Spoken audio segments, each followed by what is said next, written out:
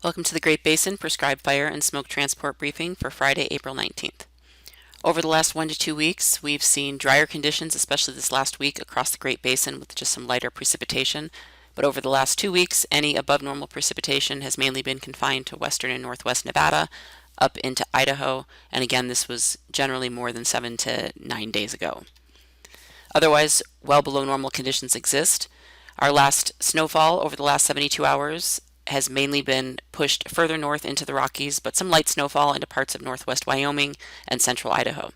The snow depth is indicated on the right, and our snowpack for the time of year, we are still sitting above normal across all of Nevada and Utah down into Arizona, and near normal into southern Idaho. Still, parts of central Idaho are below normal, but generally in the 70 to 80% range.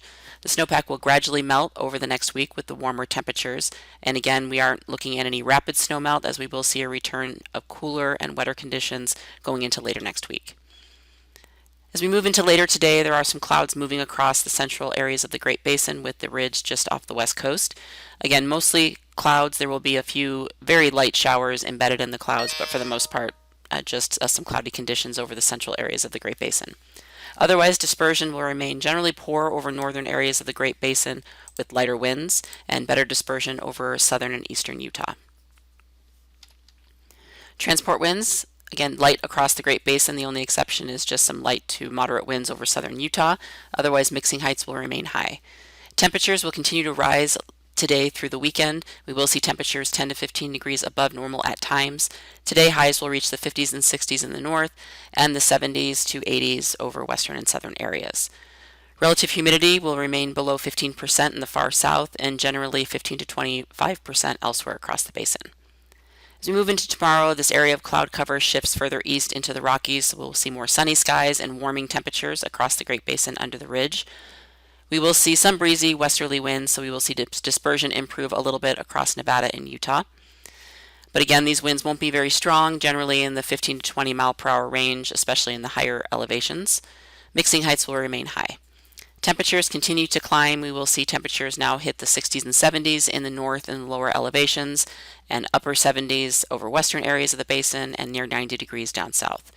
Relative humidity just continues to decrease, with most areas being between about 15 and 20%.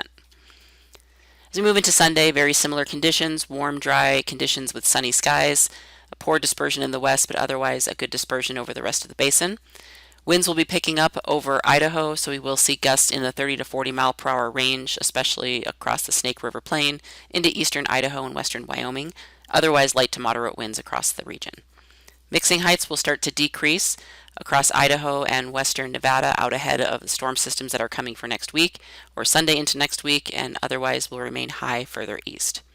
So temperatures on Sunday will start to cool across the northern areas. Highs will drop into the 40s for the higher elevation and into the low 60s for the lower elevations, but still remain quite warm across Nevada, Utah, into Arizona, with highs reaching the 70s and 80s and then low 90s in the south.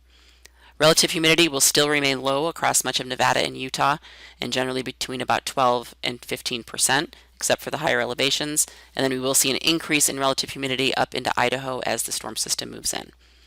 3-day precipitation going through Sunday generally shows just those light, spotty showers today over southern areas of the Great Basin, with possibly some buildups and some light showers or thunderstorms in the central Sierra.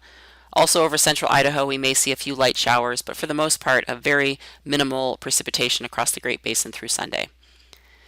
As we move into Monday, we will start to see the area of low pressure approach the west coast, but still being generally dominated by the ridge with lighter winds and warm temperatures. And then as we move into Tuesday, this moisture starts to move into northern areas, so we will see a better chance of some showers up across Idaho and far northern Nevada, and an increase in winds. And then by Wednesday, that moisture continues over the northern half of the Great Basin with a mix of mainly rain showers in any of the lower elevations with just very high elevation snow showers. Certainly could see some lightning with this as the system moves through, but also cooler temperatures. And this system continues on Thursday.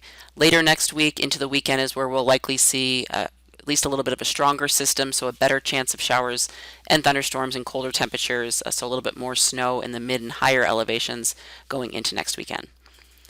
The precipitation for Tuesday through Wednesday generally shows, again, light showers, but moving across the northern half of Nevada, Idaho, into northern Utah, but certainly nothing overly heavy with respect to precipitation amount.